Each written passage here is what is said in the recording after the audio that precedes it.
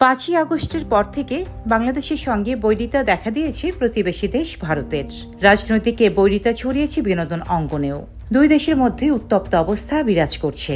যত দিন যাচ্ছে বিদ্বেষ বাড়ছে, যে বিদ্বেষ ছড়িয়ে যাচ্ছে শোবিজ অঙ্গনেও। বিগত কয়েক বছর ধরেই ভারত বাংলাদেশের বিনোদন অঙ্গন যৌথভাবে কাজ করছে।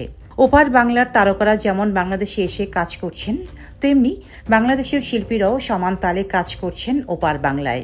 5ই আগস্টের পর থেকে এই চিরচেনা দৃশ্যে দেখা দিয়েছে ফাটল। এর জের ধরেই বাংলাদেশি অভিনয় শিল্পীদের কলকাতায় অভিনয় নিষেধাজ্ঞা দাবি তুলেছেন ক্ষমতাসীন বিজেপির নেতারা। রবিবার বিজেপি সাংসদ শামীক ভট্টাচার্য সংবাদ মাধ্যমকে বলেন, এই মুহূর্তে বয়কট করতে হবে ওপার বাংলার শিল্পীদের। বাংলাদেশের শিল্পীদের এদেশে আসা থেকে আটকাতে হবে, প্রতিবাদ করতে হবে। প্রসেনজিৎ চক্রবর্তী, গৌতম ঘোষরা কেন প্রতিবাদ করছেন না? এটা কোনো রাজনীতি নয়, তবে বাংলাদেশের ঘটনার প্রতিবাদ আমাদের সবাইকে করতেই হবে। তবে এই দাবির সঙ্গে একমত নয় পশ্চিমবঙ্গের ক্ষমতাসীন তৃণমূল দলের মুখপাত্র কুণাল ঘোষ বলেন, বাংলাদেশের সবাই তো আমাদের শত্রু নয়, কিছু অশুভ লোক ঝামেলা পাকানোর চেষ্টা করছে।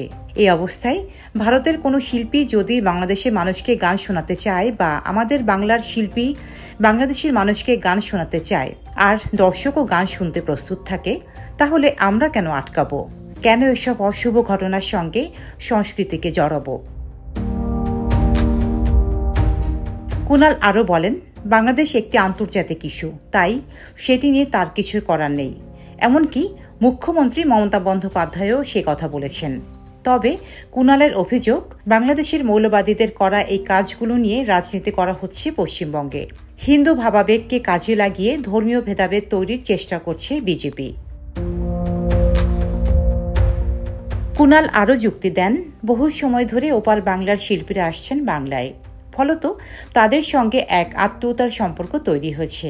এই অস্থির অবস্থাকে সামনে রেখে বাংলাদেশের শিল্পীদের বয়কট করা অন্তত যুক্তিসঙ্গত লাগেনি তার কাছে। ডেস্ক রিপোর্ট, সাম্প্রতিক দেশকাল।